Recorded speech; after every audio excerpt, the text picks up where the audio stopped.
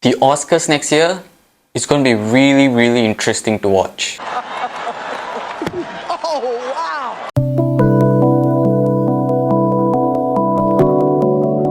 wow! It's not the end of the year yet, there's still more films to come, but I'm already seeing a very interesting year for the Oscars. There have been so many interesting films that came out this year. Whether it's Barbenheimer, whether it's Sound of Freedom, which is surprisingly doing much better than Mission Impossible in the box office, which by the way really surprised me at first. And when it comes to animation, you have films like Across the Spider-Verse, TMNT that came out recently. Across the Spider-Verse is going to mean there's no competition there. But here's what I'm hoping. I'm hoping that anime gets some representation as well in this category this year. With films like Slam Dunk as well as Suzume, I hope these two films can get at least a nomination, because I think anime deserves some recognition in this year. And John Wick 4 also came out. I'm hoping that one at least gets some nomination for Donnie Yen at Best Supporting Actor, because I thought his acting was fantastic despite being a supporting actor. Cinematography, I think the stunts work in this film, John Wick 4, is incredible. And because it has also one of my favorite action shots ever shot in a film. That scene where they're going around in this abandoned motel and then the camera goes up and it's just one shot. And that was such an incredible scene to watch, and I wish this film gets some nomination at cinematography as well. And also directing, if you want to take it a step further. That Talk to Me, which I thought is getting a lot of good reviews for a horror film. Usually horror films don't gain a lot of good reviews because again, it's very hard to make a movie scary. It has been proven time and again, but this is a really good one, and it's made by YouTubers as well. And by the way, when it comes to Oscar nomination, there are two films that have the most Oscar nomination in Oscars history, and that's Titanic as well as La La Land with 14 nominations each. Titanic had 11 wins and La La Land had about like 6 wins, 5 or 6 wins, and okay, I think it's 6 wins because it's really confusing with the Best Picture mix-up that year.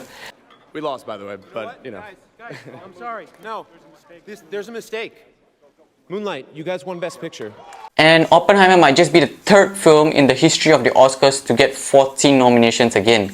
I'm seeing a lot of Oscars for this film. Acting, cinematography, directing, original score, so many Oscar opportunities, editing, and so many other Oscar opportunities for this film. And Barbie, I'm seeing nominations when it comes to directing. I think Greta Gerwig has a good shot at a nomination.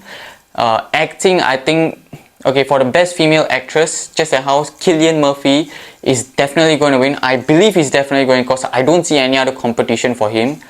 I think that Margot Robbie is definitely going to win Best Female Actress in a leading role for the Oscars. Best Supporting Actor for a male role, I can see either Ryan Gosling or Robert Downey Jr. winning. This is a tough competition between these two.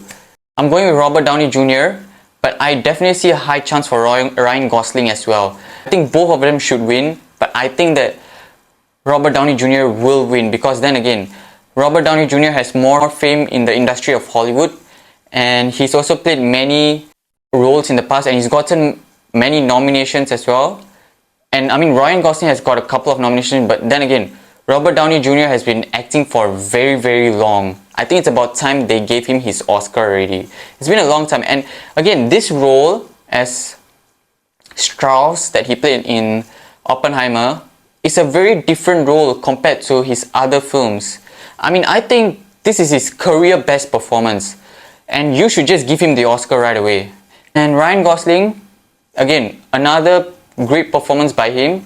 I still think his career best performance was in Blade Runner 2049, but another fantastic performance by him in this film. Best Song.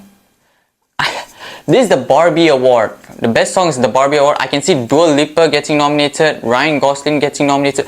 Basically all the Barbie songs, right? All the Barbie songs can get nominated right now at this point.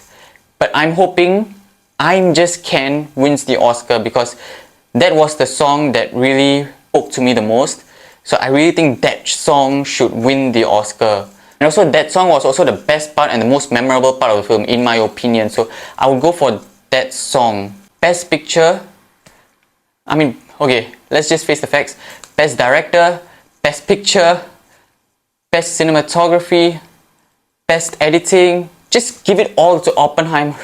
That movie deserves a lot of recognition, but I'm hoping that Mission Impossible Dead Reckoning Part 1 also gets some Oscars love as well, get some nominations here and there, possibly get some wins. I'm hoping that movie does well at the Oscars because that is Part 1. If Part 1 doesn't do so well at the box office, Part 2 might not do so well, and Part 1 was an incredible film.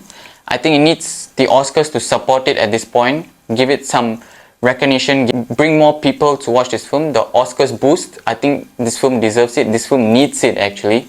And Cillian Murphy might get nominated for his first ever Oscar, as well as win his first ever Oscar. I'm so happy for him. He's like my favorite actor right now. He was phenomenal as Thomas Shelby in Peaky Blinders, and I'm seeing him here again, and he's just phenomenal once again. Will Christopher Nolan finally win the Oscar? I mean, he's been nominated a couple of times, but will he finally win the Oscar? And will this film win Best Picture? Will there be another film that comes out this year that can compete with Oppenheimer? I don't think so. And I am seeing this film win the Oscar already for Best Picture. Usually the Academy doesn't give that much recognition to horror films, but when they do, that means that horror film is really good. And Talk to Me is another great horror film which I hope they give more recognition, because I think this horror film is fantastic. It definitely deserves that recognition. Mainly because of Barbenheimer. I think Barbenheimer as of now is going to dominate the Oscars next year, but then again, we are still at August. There's still a few more months to go before the end of the year. So we can see more films coming up. Sound of Freedom is doing much better than Mission Impossible in the box office, so I am assuming that Sound of Freedom is probably going to be represented at the Oscars as well.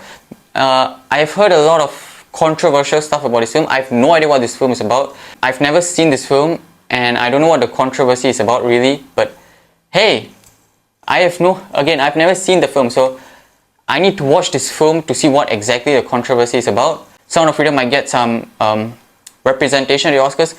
I am hoping with my love for movies that Mission Impossible Dead Reckoning gets some love at the Oscars, get some representation at the Oscars. Oppenheimer is going to get nominated for so many categories as well as win so many categories. I'm predicting that right now.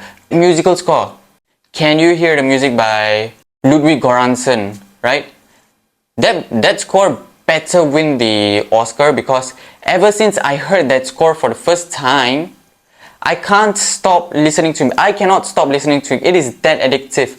Like every time I play that musical score, I can't stop. I have to replay it, and then certain scenes in the movies will be playing once again in my mind.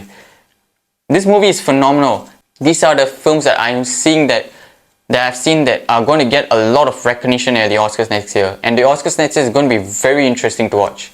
And yes, that's all I have for today. If you like this video, click the like button. If you want to see more, subscribe to my channel. And see you guys next time. You guys are always the best.